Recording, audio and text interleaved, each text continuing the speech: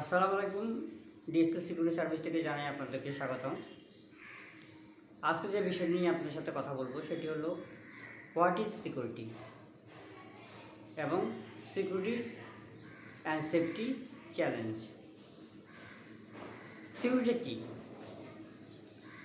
আপনারা হয়তো মনে করতে পারেন যে সিকিউরিটি হলো গেটে একজন লোক দাঁড়িয়ে থাকবে, সেটাই সিকিউরিটি।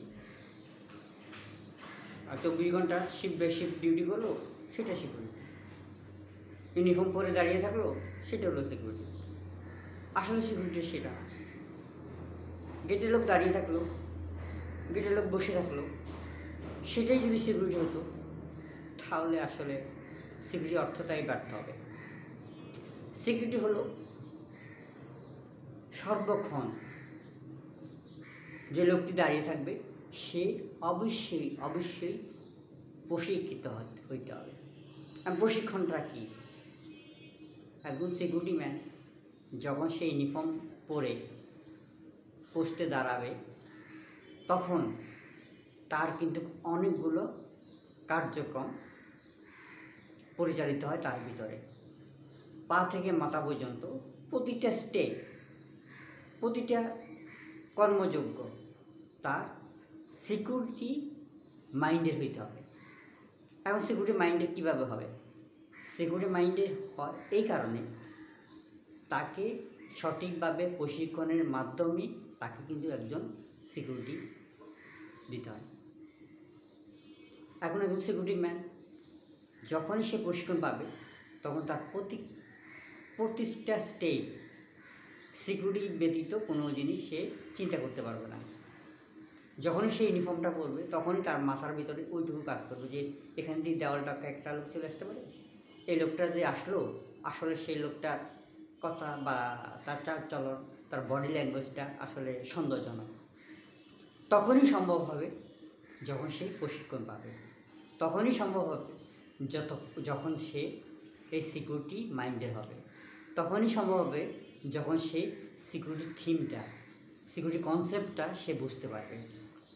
একজন সাধারণ পাবলিককে আপনি ইউনিফর্ম পরে দাঁড় করিয়ে দেন তো তার পক্ষে সিকিউরিটি থিম বা সিকিউরিটি মাইন্ড তার ভিতর থেকে বের হবে না। কেন বের হবে না?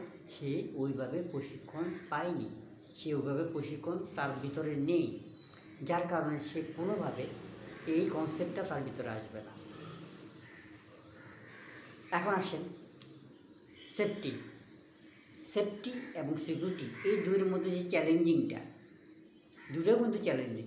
সিকিউরিটিও একটা লোক জোর করে ঢুকে যাবে, একটা লোক থ্রেট দিতে পারে, একটা লোক নানা ধরনের অপকর্ম করতে পারে, সেটাও যেমন চ্যালেঞ্জিং তেমন সেফটিটাও চ্যালেঞ্জিং। আগুন লাগলো, তাহলে কী করব? সেটাকে নিয়ন্ত্রণ কীভাবে করা যায়, ইকুইপমেন্ট কীভাবে সাজানো যায়, ইকুইপমেন্ট আরও কীভাবে অ্যাফেক্টিভ করা যায়, ওয়ার্কারদের কীভাবে প্রশিক্ষণ দেওয়া যায়। যদি প্রশিক্ষণ না থাকে তাহলে তো একই কথা হলো। দুইটা কাজই, সিকিউরিটি যেমন চ্যালেঞ্জিং তেমন সেফটিটাও চ্যালেঞ্জিং। একা কিছু করা সম্ভব না। প্রশিক্ষণের অল্টারনেটিভ কোনো কিছু নেই। আমি প্রশিক্ষণ করে সবাইকে আবার নিয়ে আসলাম, দেখা গেলো 6 মাস ধরে তাদের কোনো প্রশিক্ষণ নেই, তাদের কোনো ড্রিল নেই, তাহলে কি এটা কার্যকরী হবে? এটা কোনো থাকবে? কদিন পরে দেখবেন যে কারোর ভিতরে সেই স্পিড নেই, কারোর মধ্যে সে দক্ষতা নেই, কারোর মধ্যে কার্যযোগ্য নেই, কেউ কাজ করতে চান না। হ্যাঁ ভাই করছিলাম তো 6 মাস আগে, এখন কি জানি কীভাবে করবো সেটা আর মনে পড়তেছে না। হয়তো দেখা গেলো যে ভাই পাইপটা কীভাবে খুলবো, হুস পাইপটা দেখবে, ফায়ার স্টেশন বুস্টারটা কীভাবে ইউজ করবো, আগে তো করছিলাম 6 মাস আগে, এখন হয়তো খেয়াল নেই।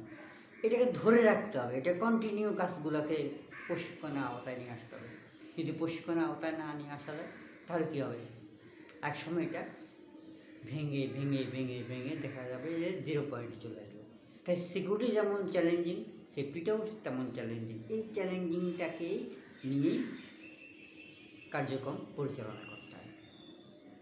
এখন আসেন দুইটা চ্যালেঞ্জিং একত্রিত, যেমন সেফটিটাও যেমন জীবনটাকে বাঁচায়, সিকিউরিটিটাও জীবনটাকে বাঁচায়। ডাইরেক্টলি হোক আর ইনডাইরেক্টলি হোক, দুইটাই কিন্তু সিকিউরিটির সাথে রিলেটেড, দুইটাই কিন্তু জীবন বাঁচানোর সাথে রিলেটেড। দুইটাই কার্যক্রম প্রশিক্ষণের মাধ্যমে এবং প্রপার কিছু নিয়মের মাধ্যমে স্টেপ বাই স্টেপ ধরে রাখা সম্ভব। এই ধরে রাখাটাকে হেলা করার মতো কোনো অবকাশ নেই। অবশ্যই এই জিনিসগুলোকে ট্যাগিং শিটের মাধ্যমে আনতে হবে। আজকে করলাম, পরমাসে করলাম না, পরমাসে করলাম, পরমাসে করলাম না, করতেছি হয়তো কাগজে কলমে আবার লিখে রাখলাম সব ঠিক না। বাস্তবে সব কিছু ঠিক রাখতে হবে। কাগজে কলম ঠিক রাখলে হবে না। ভাবলাম ঠিক আছে, ফায়ার থেকে লোক আসে, চেকিং হয়তো যদি করে বা কোনো দরকার হয়, কাগজ কলম সব ঠিক রাখলাম। বাস্তবতা কিন্তু জিরো। বাস্তবতার সাথে কার্যক্রমগুলো অবশ্যই পরিচালনা করতে হবে। এই বাস্তবতার সাথে জিনিসগুলো যদি কখনো পরিচালনা না করে তাহলে কী হবে? একসময় ভেঙে পড়বে।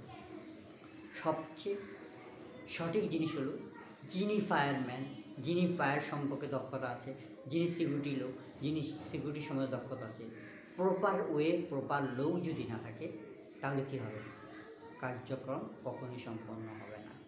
আমি একজনকে এনে বসাই দিলাম, হয়তো কম বেতনে পেলাম, বসাই দিলাম, কিন্তু তার ভিতরে সে দক্ষতা আছে কি না সেটা আমি দেখলাম না।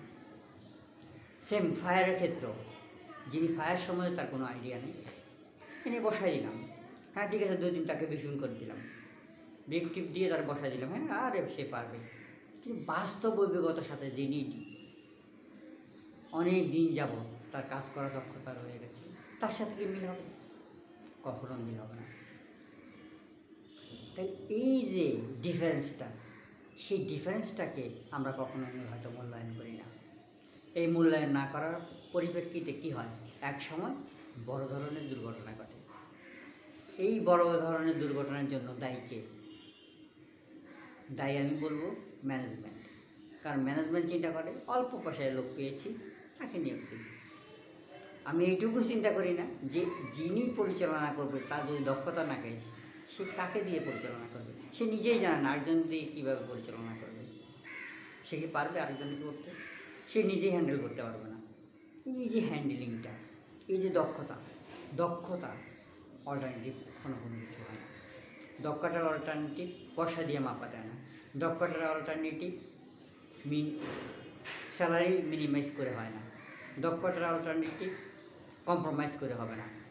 সেই দক্ষতাকে অবশ্যই মূল্যায়ন দিতে হবে। এই দক্ষতাকে যদি মূল্যায়ন না দেন তাহলে দেখবেন কী হবে? সারা জীবন সব কিছু করে আছেন, একদিনের জন্য সব শেষ।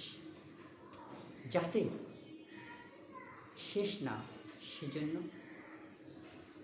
365 দিনের মধ্যে 365 দিন ট্যাগিংয়ের মধ্যে রাখতে হবে। 365 দিন আমাদেরকে এই কার্যক্রম পরিচালনার জন্য যে সিস্টেম রয়ে গেছে, সিস্টেমটাকে ফলো করতে হবে।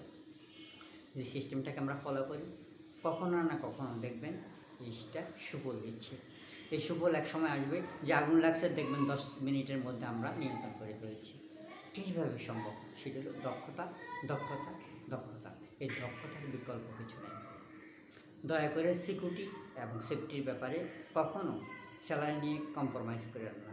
স্যালারি একটু বেশি হোক, একটু বাড়তি হোক, কিন্তু আপনি ভাববেন যে আপনার ফ্যাক্টরি কিংবা অফিস নিরাপদ। একজন সিকিউরিটি অফিসার, একজন সেফটি অফিসার, সে সব সময় আপনার কোটি টাকা সম্পদকে সে নিরাপদ রাখতে পারবে। তো আজ এ পর্যন্ত, পরবর্তীতে ভিডিওতে আবার দেখা হবে। আসসালামু আলাইকুম।